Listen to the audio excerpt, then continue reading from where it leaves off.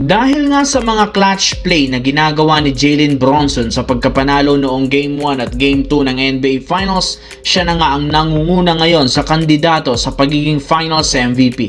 Mas lumalaki ang tsansa na tuluyang makuha ng Knicks ang titulo lalo pat wala pang ang team sa history ng NBA ang nakakapag-comeback at nanalo sa NBA Finals kapag nabaon sila ng 2-0 sa kanilang mismo ang home court. Kaya kailangan na lang naman ng Knicks maipanalo ang Game 3 at Game 4 na gaganapin sa kanilang bahay. At habang papalapit ang Knicks sa titulo, may lumabas ng balita na pinaplanuhan ng team bigyan si Jalen Brunson ng mas malaking contract extension.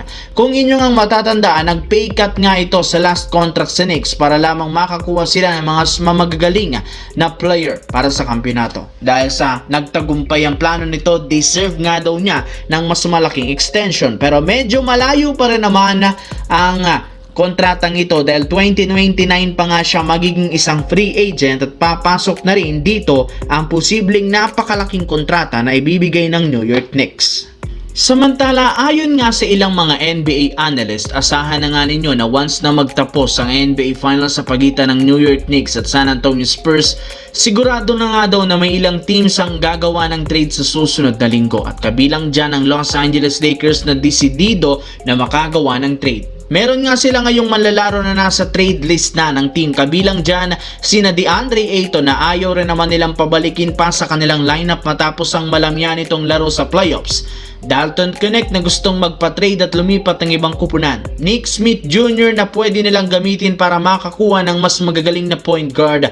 At higit sa lahat si Jake LaRavia na do parating available, sobrang inconsistent nga ang opensa at depensa nito na pinaka-problema ng team sa kanyang mga nagiging laro. As of now, 4 na nga ang nasa trade list. Si Jake LaRavia, si Nick Smith Jr., Dalton Knecht, at si DeAndre Ayton na pare-parehong posibleng ma-trade pagpasok ng off-season. Sa kabilang banda, ginawa na nga ng Sacramento Kings ang lahat ng makakaya para lamang mag-compete sa Western Conference sa pagkuha ng mga veteran superstar. Ngunit isa man dito ng kanilang ginawa hindi naging epektibo matapos silang bumagsak sa standings sa ibaba ng Western Conference. Kaya di na nakapagtataka bakit maging ang matagal ng superstar big man na si Domantas Sabonis wala nang tiwala sa Sacramento at mas gusto na lamang nitong umalis sa kanilang lineup at lumipat ng ibang team ngayong off-season mismo. Nag-request na rin naman ang front office bago pa magtapos ang regular season kung saan sinabi nga nito na gusto niyang lumipat sa isang contender